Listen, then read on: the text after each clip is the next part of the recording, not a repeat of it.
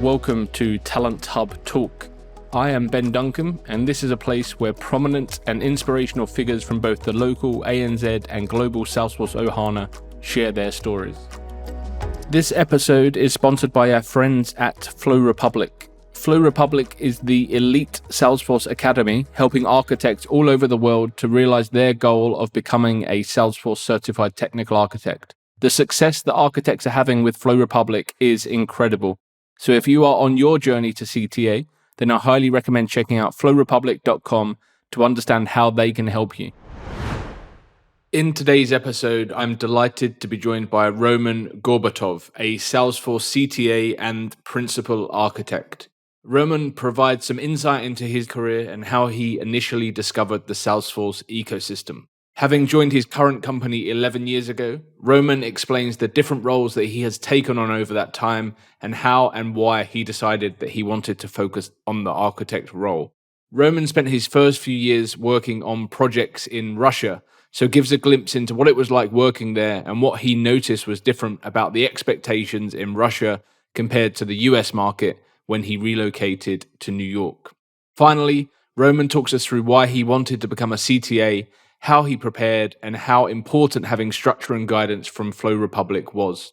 Roman also shares a story about why he ended up sitting the review board between 11 p.m. and 5 a.m., unbeknown to the panel at the time. I hope you enjoy the episode.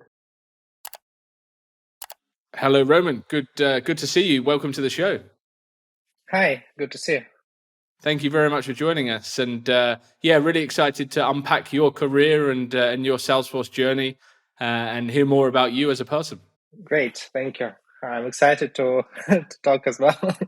Well, that's great. Well, I always start looking backwards a bit. Obviously, we will explore your Salesforce journey and the achievements that you've had recently. But can you tell me a bit about what life was like, perhaps before Salesforce, and what you did as a career before Salesforce, if anything? Sure. So, not too much to tell, frankly speaking, because almost my whole career is Salesforce related. But basically, when I was in the university back in 2010, I started my IT career in a very small company doing voice telephony, and I was doing like support role there for like half a year. Nothing too complicated, just helping customers through the chat or through the phone several hours a week so that I can combine it with my study. Then I quit and moved to a larger telephony company to do the same kind of work, but for a little bit more money. Then I spent another half a year there, again trying to combine it with my study because I was studying full-time normally, so it was a little bit hard. And it was my fourth university year. Then I took a break, and that was my largest break and vacation since then. Basically, for 2 months, I was doing nothing. I was spending time with my friends, with my family. And then it was my first trip abroad. I was sitting on the balcony in Montenegro, and I was chatting with one of my former colleagues from my first company, and she asked, I just joined some Salesforce partner. Do you know anything about Salesforce? I said, no. I went and Googled it. She said, okay, we have a position like Salesforce consultant. If you want, you can try. Then when I came back to Moscow, I went to the interview and they took me. So that's my whole Salesforce, non-Salesforce career. And that's how my Salesforce career started. And it was 2011. Okay. So what did you study? I studied computer science. So I graduated Moscow State University and I studied computer science. So we did some coding there. I knew a bunch about like mathematics. My diploma was about picture analysis. So I was fond of IT my whole life, but to some moderate degree. So I was never such a very like a geek, but rather just a guy excited in everything computer related. So did you see, like, when you were studying computer science, did you see yourself being an engineer? Was that like the career you were passionate about following? Uh, Probably no. I never thought of being an engineer to this extent, like coding and stuff. I was more into talking and like realizing concepts, understanding like business tasks. So I was never too excited in deep coding. And when we studied assembler, for example, in the university, my roommates helped me a lot with some of my tasks. My friends helped me a lot. So it was never a passion. I could always read and understand the code, but seeing and spending hours writing it was not something I imagined. So I was looking for opportunities where I can rather think and speak, more like business analysis roles or something, rather than pure development positions and engineer positions. So what did you think of Salesforce when you first, you got the job, you started looking under the bonnet? What did you think of Salesforce? So almost from the very start, I started to hit some walls, some limits. So during my first week, I was doing some workflow rules, and then I realized that I couldn't do something with the workflow rules, and I had to write my first trigger, then a couple of other triggers. Then I came to my boss, and he asked to put the map onto the account page, or the map, just not to put the address, but to put multiple visits onto the account page. So I had to Google and write some JavaScript and embed this JavaScript and fix something there. So it was working, and I realized that there is a lot here. So you can do pretty much everything, and you just have to figure it out, and it's all doable. Yeah, for sure. So interestingly, because you weren't passionate about coding, but obviously you studied computer science, you had a good knowledge of programming, but obviously you were passionate about being a business person and working like in a business analysis kind of consulting role. But you did do some development early in your career in customer times, but you've been there for 11 years. So what other roles have you held? Have you been a developer for a long period of that, or was it only a short stint? So it was never a long period, but sometimes I was doing development, and even now sometimes I can do something to keep up with my Dev 1 certificate, for example. So basically, what was I doing? Consultant role, business analysis role, coming to the customer and talk and figuring out requirements from the very beginning. Then admin stuff, configuring system development, any kind of architecture, solution architecture, integration architecture role, some pure integration architecture roles at some positions, technical architect. Overall, like architect for very huge projects. I was doing admin trainings. I was doing end user trainings throughout the country. Even when we were doing large rollouts, I was doing end user trainings for large groups in different places.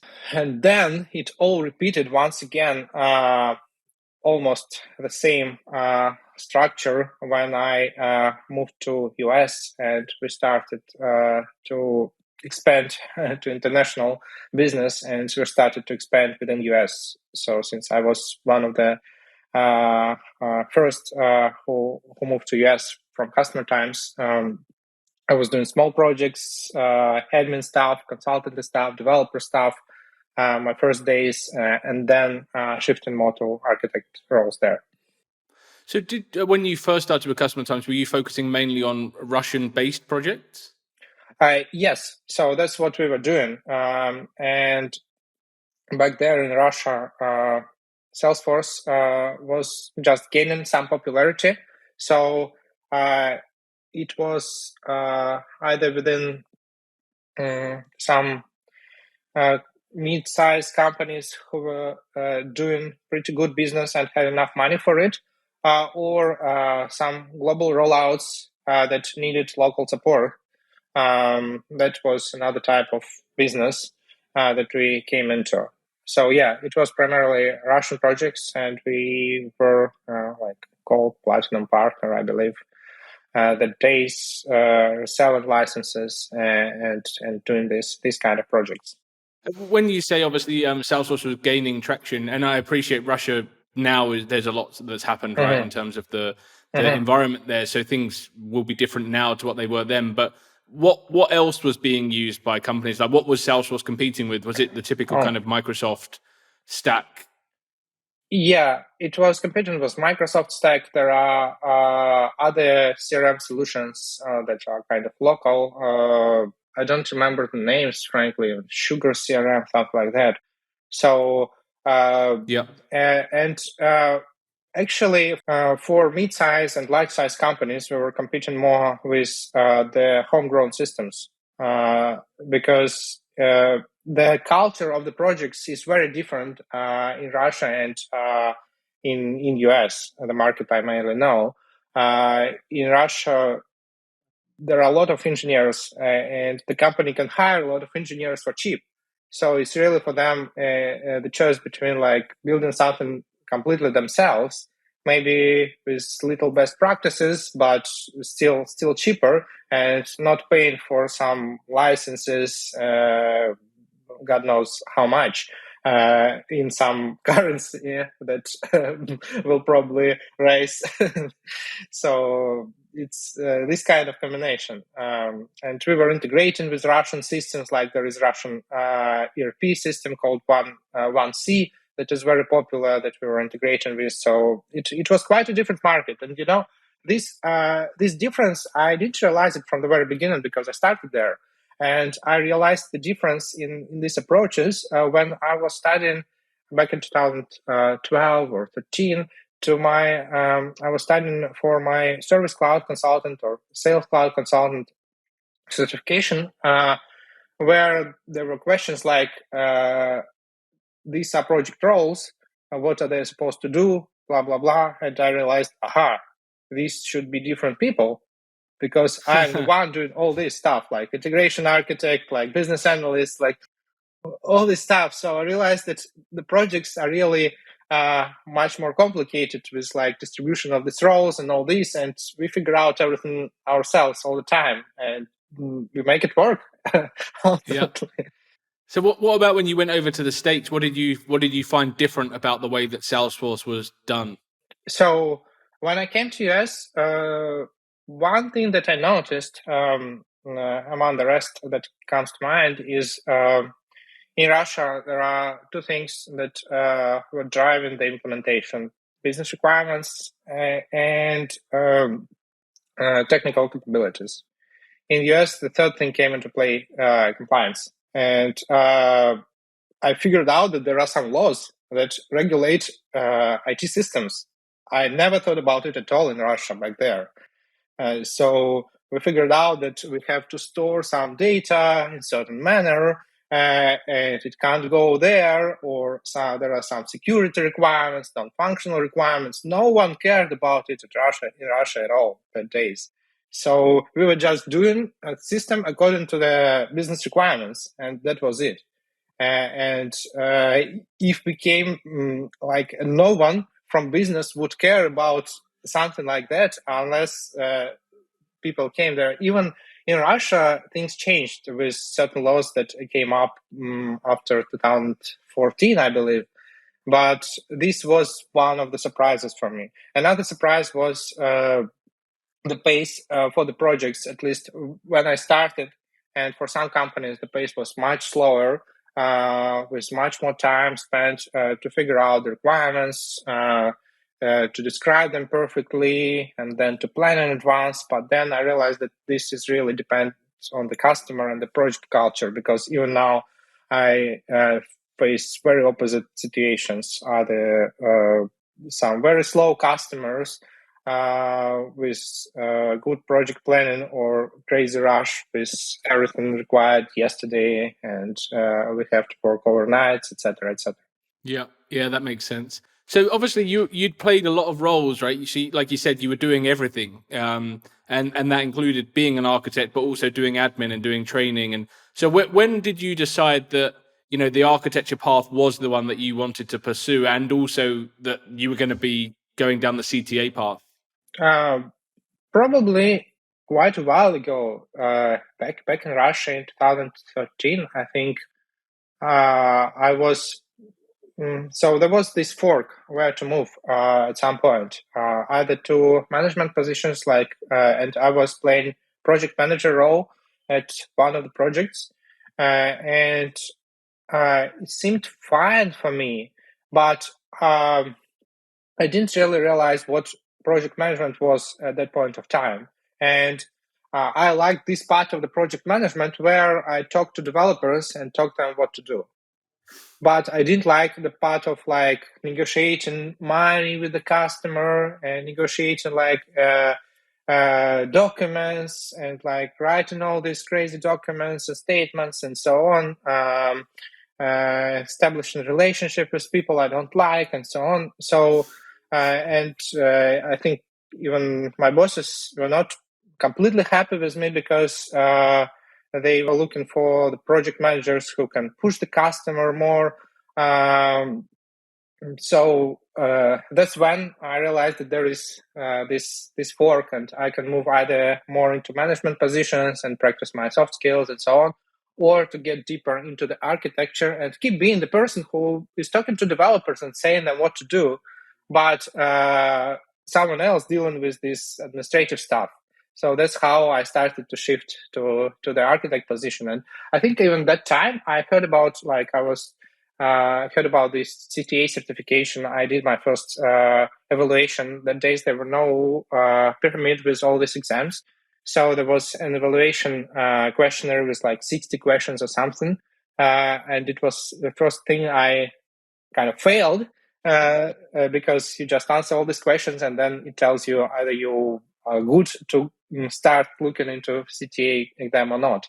And at that time, I thought that I know everything. I always thought that I know everything. And at that time, I realized that there is a lot. There is a lot to face, to learn, to see that I have never experienced before from the integration standpoint, from dev lifecycle standpoint, from identity, access management, these kind of areas, enterprise architecture, from a lot of things, because I was sure that it's just data model, automations, and you can do everything with it.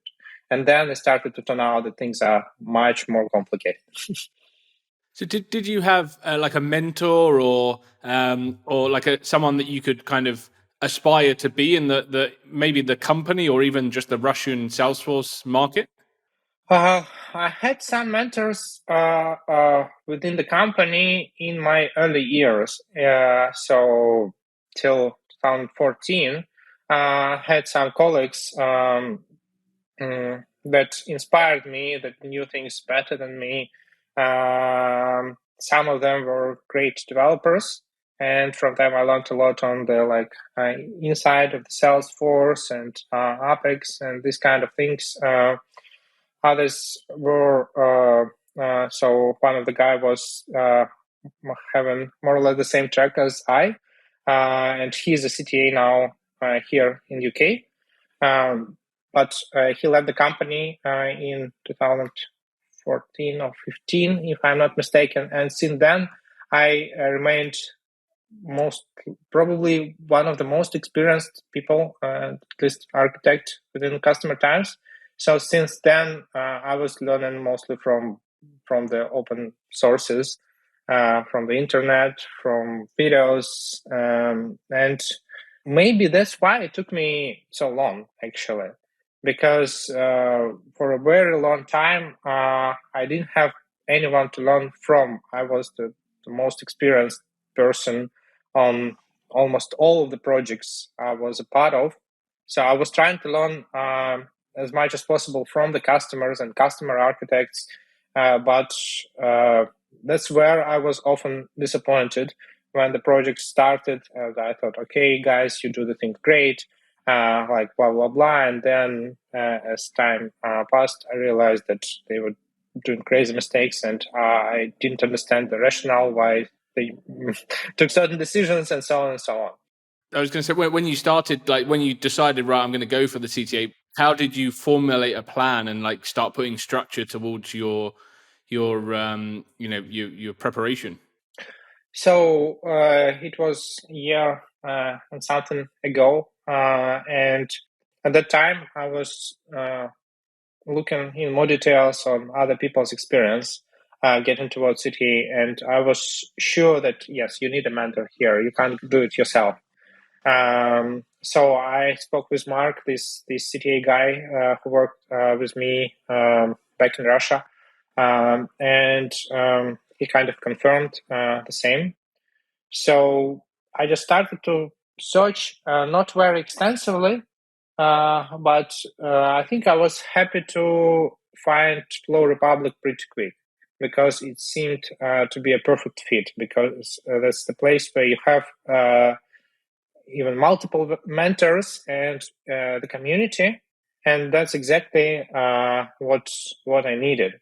And with this approach where you apply, you pay money, it's much more comfortable for me than looking for some mentor outside and establishing some relationship where I understand why I need it, but I really couldn't understand why would any mentor work with me for free. And going to someone and trying to like establish this kind of like financial relationship would be strange as well.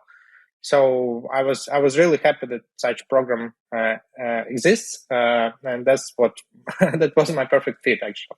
Mm. So what did you find most difficult about that whole journey of preparation? So I think this switches from overconfidence to underconfidence back and forth was a little bit hard. Meaning that in the beginning, I learned a lot about the exam. I didn't practice, but I looked at some scenarios. So when I started, I was pretty confident that I will make it. But then when I started with FlowRepublic and with first scenarios, I thought, oh my god, it will be hard.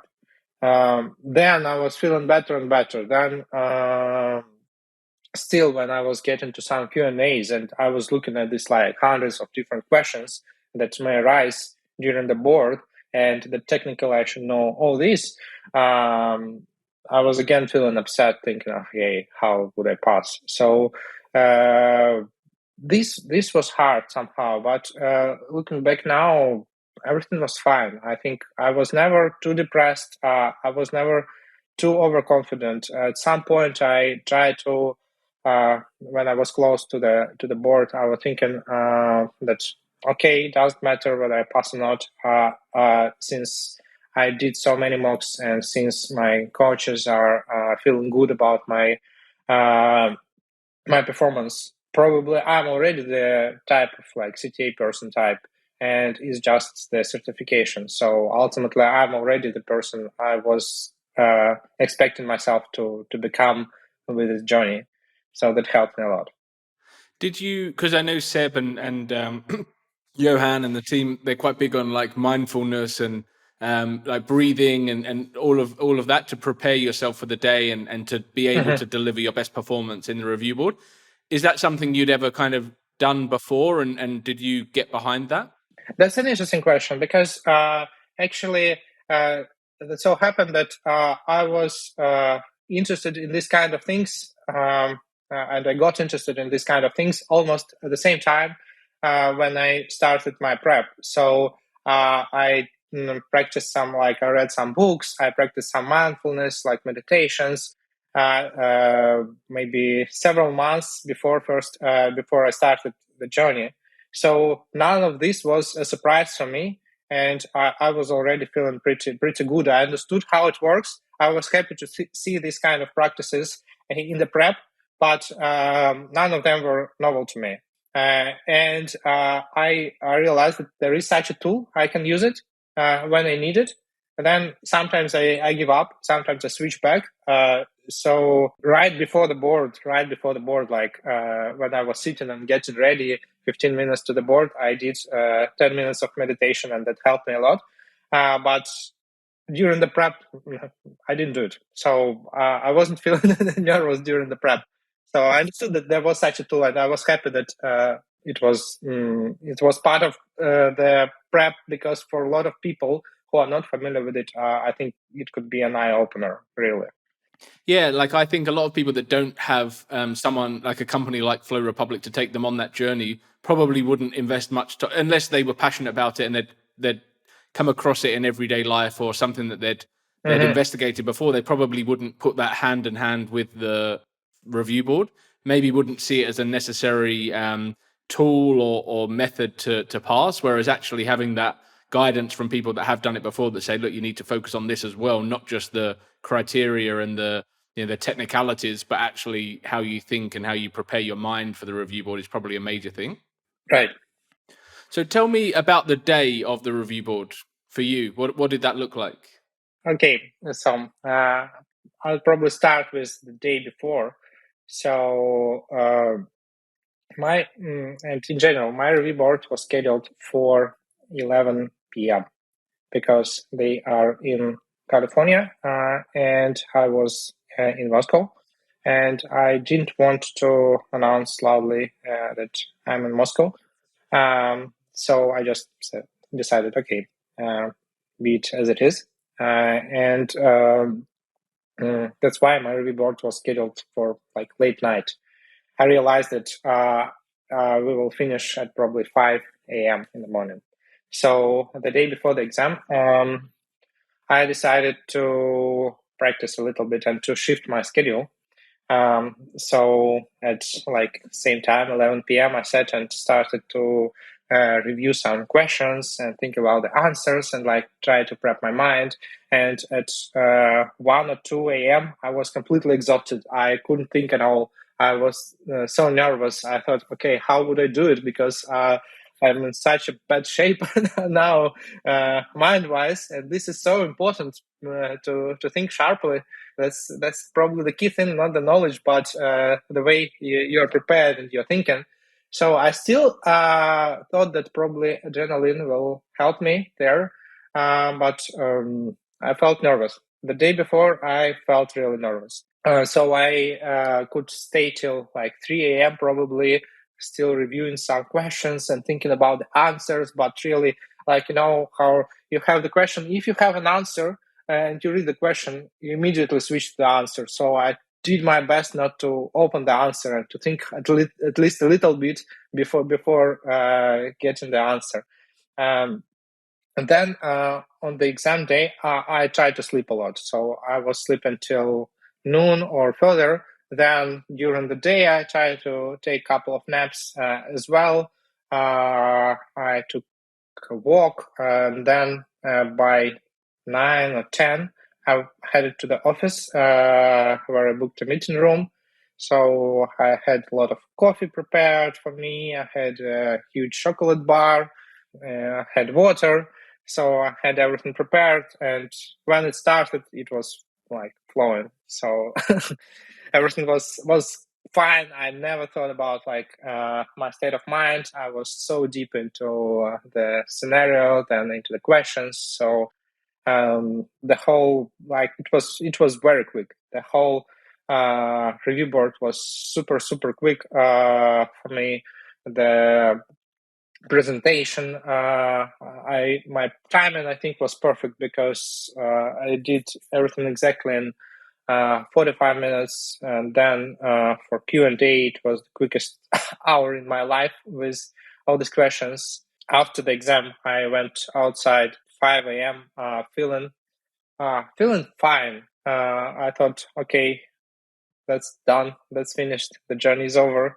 I don't know the result. I don't know what it would be, but the fact that the judges said they are out of questions 5 minutes before the end of the questions time made me feel pretty good. Still, I was nervous about other things, so I went back home and I spent another hour or so, like lying and analyzing the whole board in my head, what went good, what went bad. I was thinking that probably my solution wasn't optimal, but it should have been suboptimal because I explained everything like it was working. So it was working. It maybe wasn't the nicest one, but it was working. So I thought, okay, everything should be fine. And another thought that I had is that, and I had the thought even before the review board, that I wouldn't have prepared much better. So during the prep, I realized at some point that I was going on some plateau, that I reached certain level, and that getting further, it was possible. I could practice like 100 more hours, 200 more hours, and I would be better. But getting there would be so hard and slow that it would make much sense. So I realized that I am at that level probably, and it's a matter of my mental condition, my confidence, rather than prep and knowledge at that point. So then there were 3 weeks of crazy waiting time where I switched back and forth from like thinking everything is fine, the way that I was thinking after the exam, back to okay, I didn't do well, and my memories started to mix. So I realized maybe I was doing not that well, and maybe it was all wrong, and all this. So this was a little bit intense, this waiting time. Had you decided during that 3 weeks? Had you decided that if you'd have failed, would you resit? Would you go again? I thought that if it is section retake, probably yes. If it's full fail, I don't know. I mean, I didn't think that it would be full fail because I really did well. Like I prepped well, I practiced during the practice. I practiced well, so everything was smooth. If it would be fail, I would think, what do they need? Come on, because I've heard so many like mock exams from different people. I did so many mocks and like, guys, what do you need if this is not what you expect? So I didn't think too much about failure. I thought a little bit about section retake, but yeah, probably I would go for section retake for certain sections, but I would be upset probably. The moment you found out you passed, what was that emotion like? Something like, yeah, and finally, kind of, this is the confirmation. So it was such like a bright emotion or something, because I was into so many things after the exam with the relocation, and with the exam actually it was a funny thing that when I knew the result, I was alone in Moscow because my wife was back with her parents. And I was like, I think I got the result in the middle of the night or something. And what I remember very well from that day and the day after is I had a huge toothache. So my tooth was like blowing. So it was so intense. It was the hugest pain probably in my life. So I remember it more than the fact of the exam. So it spoiled a little bit the joy of passing, because for me, the key thing of the day was really to get rid of this pain and go to the dentist rather than celebrating the exam. For the exam, I felt surprisingly like, okay, finally, I got it. Yes, that's great. That's what I achieved. But with these 3 weeks of like waiting time, I didn't save enough emotions probably to celebrate. So I decided, okay, this chapter is done. Yes, but I'm good. Finally, that's it. I proved it. I proved to myself before, and now I proved it to the rest. Good. But for me, the most important thing was to prove this kind of level to myself. And as I said, I was sure with my level, probably months before the review board, that I'm reaching this level. So this certification, the fact that I passed, is really the prove the confirmation for the others. Not so it is something like the badge, but it didn't tell anything to myself. It started to confirm what I thought to the rest. That's interesting. But do you feel like you had your belief in your capabilities have changed at different stages? Like if you think before you started studying for the CTA to then 2 months out, surely at that point you were that your capabilities are more well-rounded because of the effort that you've put in. My capabilities changed, of course, because with this prep, I shifted the way I'm thinking. I think more structured. I think quicker. I see the patterns quicker, and I can talk better. So a lot of my abilities significantly that I need for my daily job improved significantly. But that's my point, that I started to realize it before the review board, that I am drawing diagrams better, I'm explaining things better, I get into the point better, and so on. So that was the most important for me, frankly, is that I understand that I got better in a lot of aspects of my work. And the actual certification, the badge is for the rest to realize it quicker, probably. Do you feel people treat you differently now? Not really. Maybe a little bit. But the thing is that for a lot of people, I have to explain what it is. Yeah. So you can't imagine how many times I explained to my friends, to my colleagues, to like a lot of people, what is the review board, what is the exam, why is it so important, why it means so much, because a lot of people just don't know. So some people, but I don't meet too many people familiar with the CTA certification these days. Like some of the customers who are really deep into Salesforce knowledge. Yeah, that's wonderful. But it's just a minority.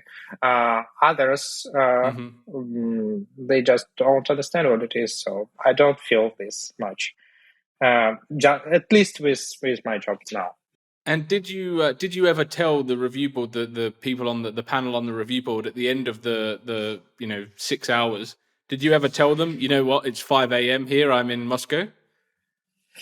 Yeah, I told them at the very end, when they said have a good night, I said it's just 5 a.m. guys, something like that. So they were surprised. Yeah, I bet. That's brilliant.